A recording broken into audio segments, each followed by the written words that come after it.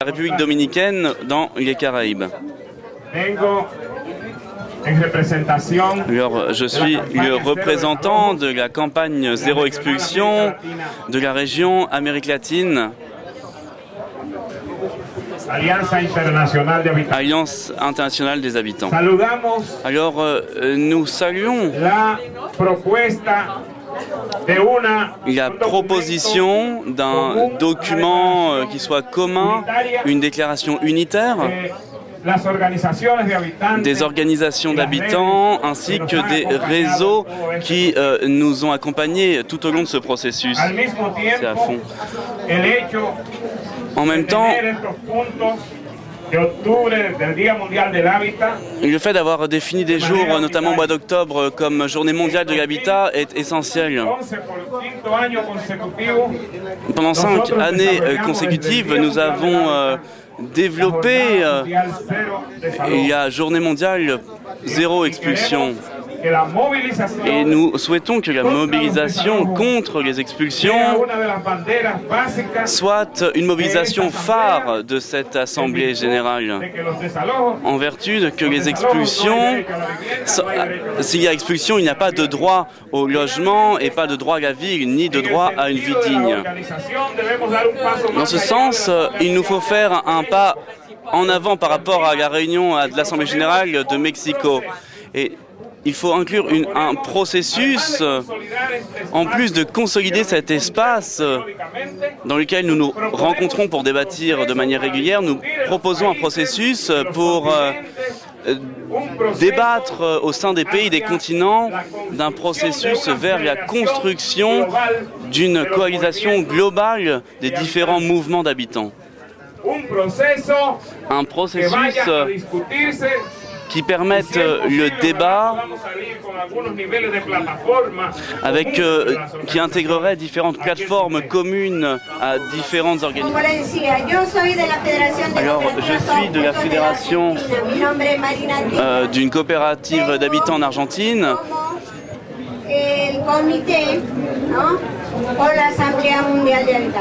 Donc, je viens participer à ce comité de l'Assemblée générale des habitants.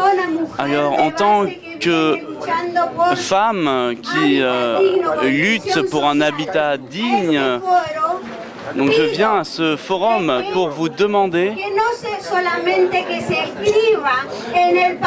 que cette déclaration ne reste pas lettre morte, mais également que l'on s'engage à transformer dans la réalité nos engagements sur le papier. Il faut passer des mots à l'action. Et c'est ce que désirent tous les partenaires et tous les habitants qui sont concernés par cette proposition. Parce que nous ne changerons pas le monde au niveau technique. Il faut le changer en touchant directement la masse populaire. Et si on ne fait pas cela, cela n'aura aucun intérêt. C'est pour cette raison que je vous demande cela. Le forum doit changer ce système pour que cela ne reste pas lettre morte. Esta é uma campanha de suma importância, não só para o Brasil, pas seulement pour le Brésil, mas para todos os países que encamparam esta campanha qui sont avec cette campagne. E aqueles que ainda não encamparam devem encampar. Et ceux qui n'ont pas encore pris en main cette campagne et qui doivent le faire.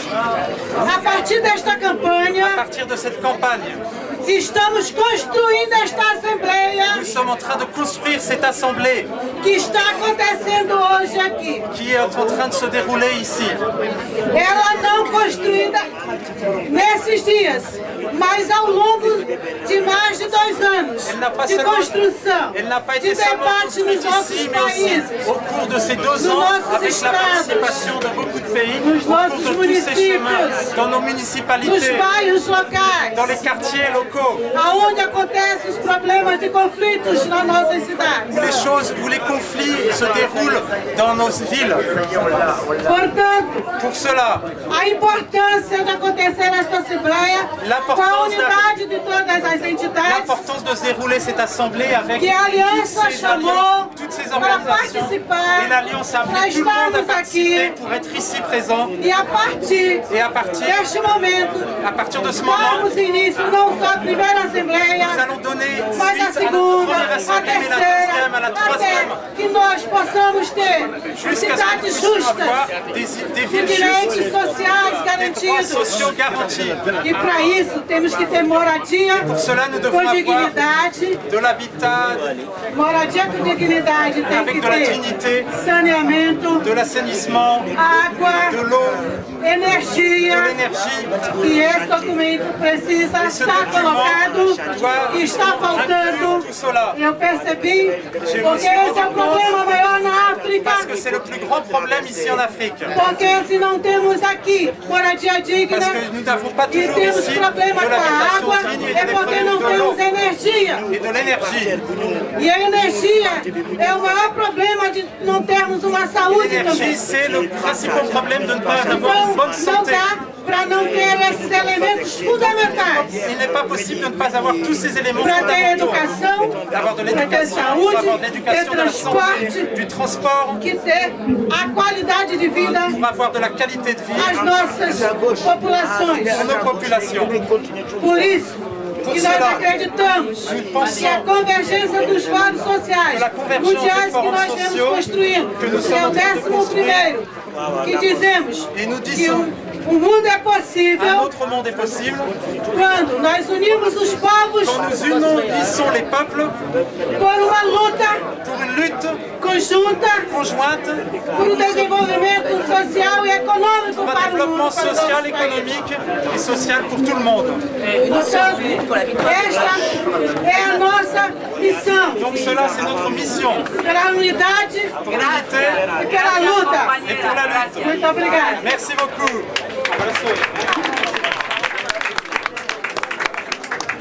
Je suis Damien de l'association Vida Brasil et de l'association brésilienne des ONG.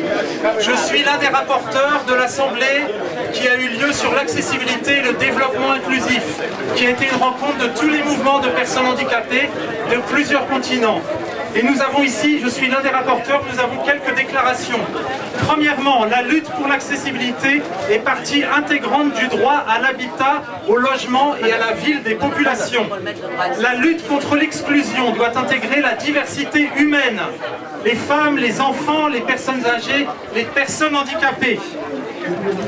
Nous sommes tous des personnes handicapées en potentiel, car nous avons tous et toutes des limitations. Tous les espaces doivent être pour tous.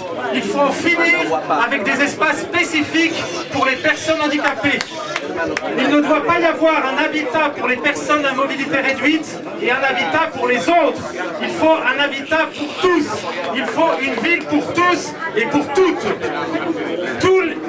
Les personnes handicapées doivent intégrer et occuper des réseaux et des articulations des diverses problématiques sociales.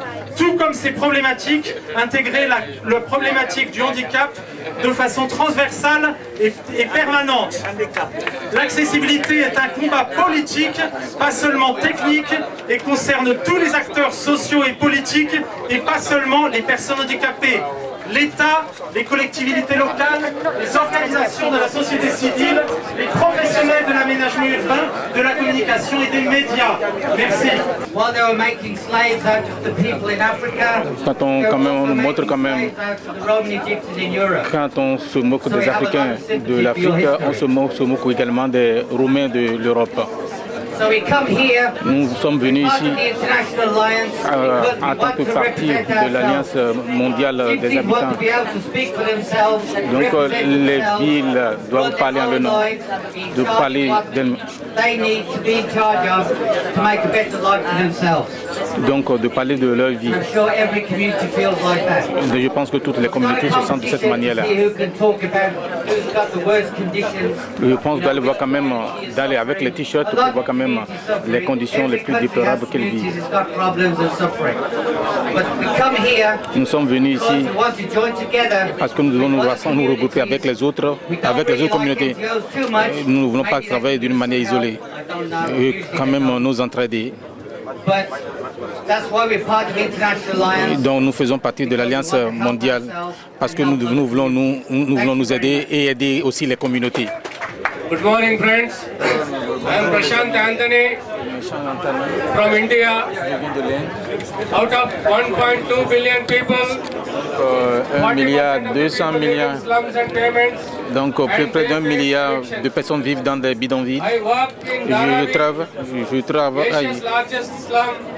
dans une ville où on a la plus grande bidonville de l'Inde.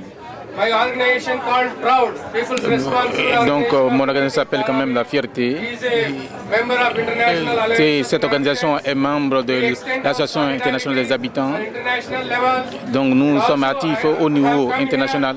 Nous sommes venus ici avec l'espoir getting solidarity. de transmettre la solidarité de Alet, mon organisation en Inde. Logement habitat waaye ñun comité interbidonville tuddi ASIDAC ñun bokkuñ ci logement habitat ñun pour ñun Sénégal amul logement yoo xam ne dañ koy dimbale néew si doole ñun pour ñun amul. J'appartiens au comité interbidonville qui n'a pas du tout bénéficié de l'aide d'État pour l'accès au logement. Parce que pour ñun bokkuñu ci réew mi fu ñu dëkk ñu dàq ñu te duñu avertir duñu def dara dañu xëy rek maasale ñu. Et du coup, nous sommes devenus des nomades permanents parce qu'en fait, là où nous habitons, on nous déguerpit. En fait, nous sommes presque comme des nomades.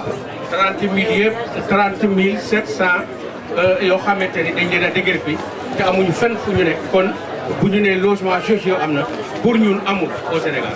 Quand on parle de logement social au Sénégal, pour nous, c'est du leurre. Parce qu'en fait, il y a 37 500 Sénégalais qui constamment sont déguerpis avec qui n'ont nulle part où loger.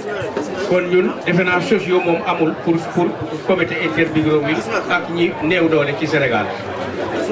kon ñun dañoo yaakaar ne forum bi bu fekkee dañu ko wax rek bàyyi ko noonu du jëriñ dara il faut que ñu pratiquer ko maanaam ñu dox ko.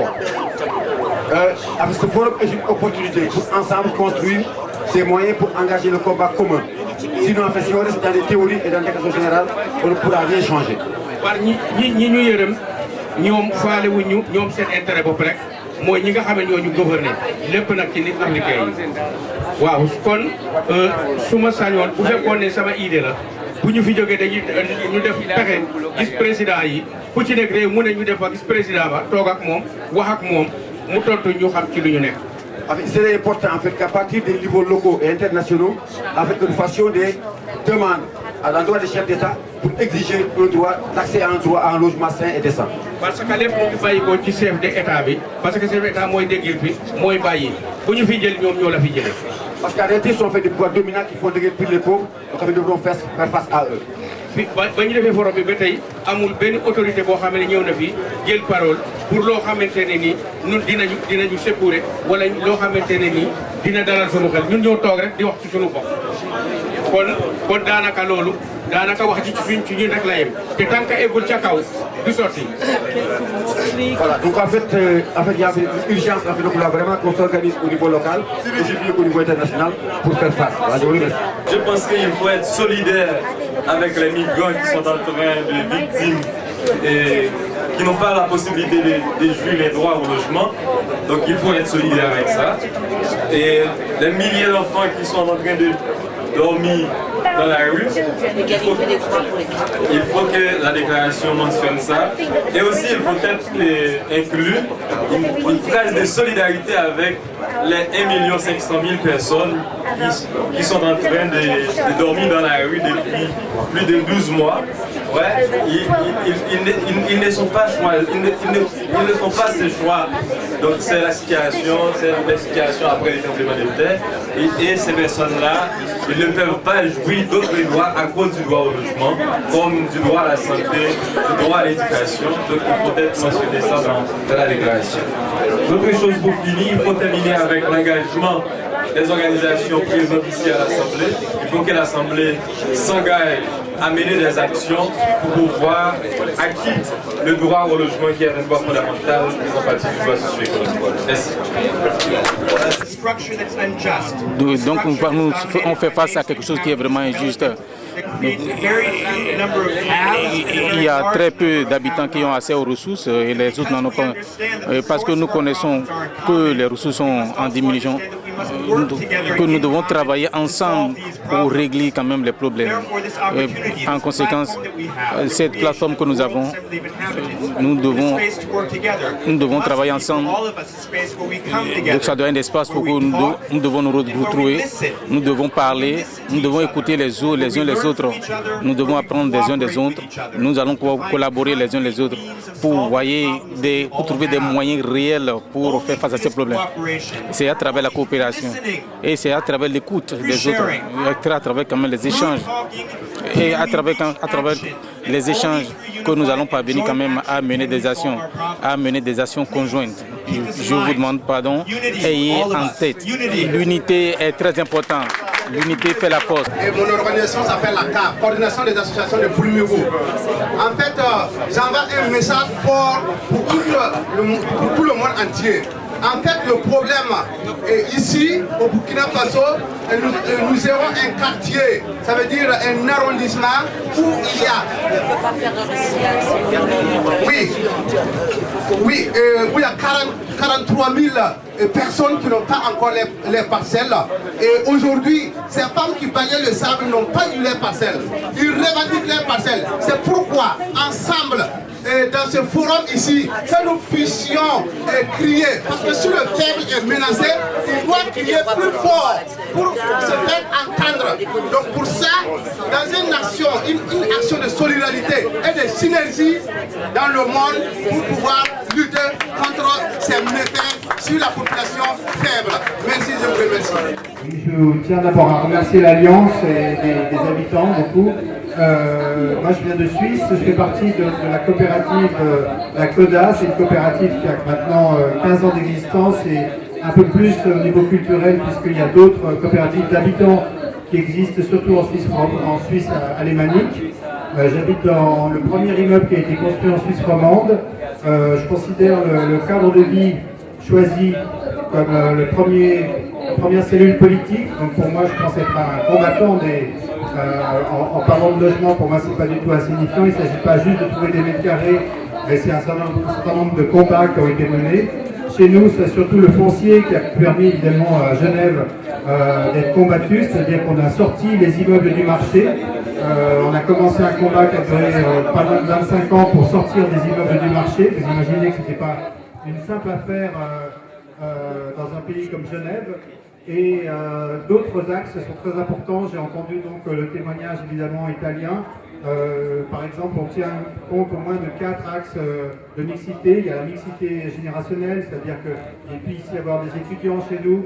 Donc ça doit être construit dès le départ dans l'habitat, dans la taille des appartements. Donc on a des très grands appartements pour les étudiants afin qu'ils puissent être entre 12 et 20. Il y a aussi des appartements tout petits qui sont faits pour que les retraités ne soient pas des exclus une fois de plus de notre société, mais qu'ils puissent se retrouver dans le même immeuble. Il y a aussi une mixité sociale, c'est-à-dire qu'il y a des gens qui ont des revenus importants et d'autres qui ont des revenus faibles, donc des appartements qui sont subventionnés. Et ça aussi, c'était un combat avec l'administration. Les combats avec l'administration continuent. Moi, je menace d'être expulsé parce qu'on nous met des bâtons dans les roues à différents niveaux. Donc, je connais ce problème de nouveau. Après avoir travaillé longtemps sur mon projet d'une manière complètement arbitraire, on est menacé de nouveau. Mais par contre, l'immeuble, lui, c'est une grande fiabilité, une grande durabilité, puisque on a blindé d'un point de vue juridique le statut même de l'immeuble. Donc on ne peut pas spéculer chez nous. On peut retrouver des gens extrêmement différents d'un point de vue culturel, comme le témoignage italien, du point de vue financier, comme des gens qui ont des appartements ou des salaires et d'autres non. D'un point de vue générationnel, c'est-à-dire des gens jeunes et d'autres. Et ça, je pense que c'est maintenant une méthode participative qu'on essaye d'éprouver. Je trouve qu'il n'y a pas de modèle dans les coopératives. C'est-à-dire qu'on peut se renseigner sur les expériences qui ont pu avoir lieu, mais par contre, on ne peut pas calquer un exemple vers un autre. Je crois que la première chose à faire, c'est que des personnes rêvent de